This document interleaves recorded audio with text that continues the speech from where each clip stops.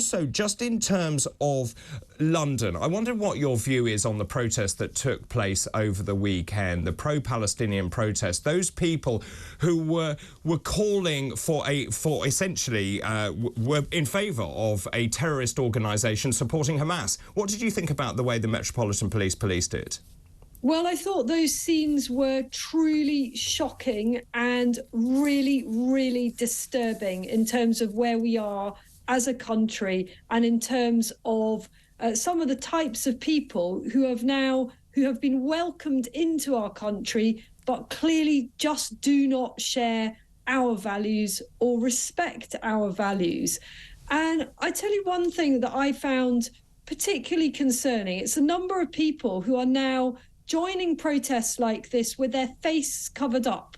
So they are concealing their identity, and there can be no reason to do this other than they've got something to hide and they do not want to be identifiable to the authorities.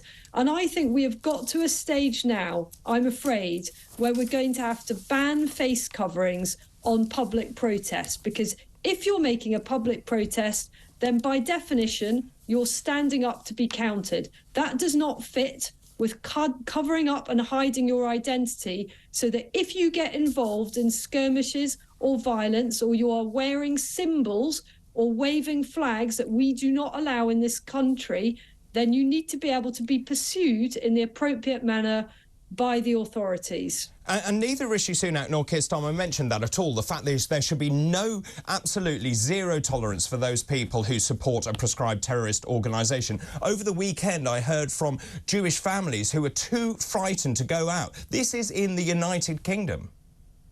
I mean, it is truly appalling, and I think it needs to lead to some wider debate about the type of people that we are waving into this country on the naive assumption every week, on the naive assumption that boatloads of young men are actually good and innocent people genuinely fleeing dreadful things and are going to contribute in some positive way to our culture and to our economy. Now, a good deal of them may very well be that, but I'm afraid that we are quite naively importing people who do not necessarily wish us and our values and our way of life here well.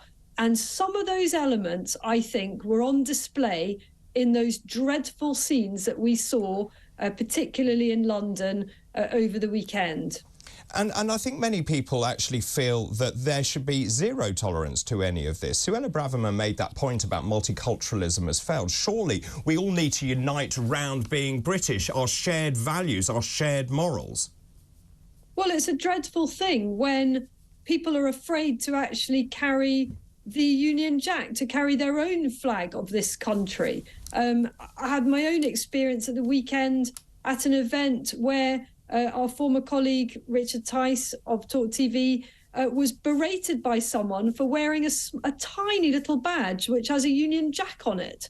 And that was seen as far right, apparently. So something has gone very, very wrong in our culture, where we have to apologise for our own flag and hide it away, and yet we allow people of very, very different cultures with very, very different geopolitical aims to take to the streets and wave flags which are linked to organisations and militias that carry out these types of dreadful atrocities. Can I ask you a very difficult question? What's the end game here? Because, of course, Israel's been urged to show restraint in terms of this ground incursion, invasion of Gaza, but also just what happens from here. The United Kingdom and the United States saying this has to be about a two-state solution. Do you see that happening? Well, I mean, it's all very well hearing that, but we've been hearing that for however many years and decades. You know, Tony Blair tried very hard to make this happen, didn't he? But do you think this focuses the minds? This has come to a head. Well, of course it focuses the mind, but I'm afraid we're going backwards and likely to go very far backwards when Israel has to exact the retribution that it needs to, that it feels it needs to. And obviously its agenda is not to pulverise innocent people. It is to take out as much of the Hamas leadership and its foot soldiers as possible. But in so doing, there's going to be very little left of much of Gaza. necessarily so, because it is so densely populated. And how is that then going to pave the way to any kind of peace? It's really, really hard to see. Now, obviously, there's a lot of talk in back channels between all of these foreign nations. In terms of the power broker, where do you think that power will lie? There's a lot of talk about the role of Qatar. Well, Qatar could well have an interesting role in this. You know, it makes sense to have a country from the region to be involved. But I doubt that anything is going to be as simple as saying, right, OK, brilliant, Qatar, you can play the kind of honest broker between the elements here. It's just never going to be as straightforward as that. And, you know, so many different factions have to get on board, and we don't know yet the extent to which Iran is still going to inflame things further. So if it were as simple as just to be able to allocate a particular so-called neutral country in the region to somehow broker a deal, then that would be marvellous. But I don't, I'm afraid, think that it's quite that straightforward.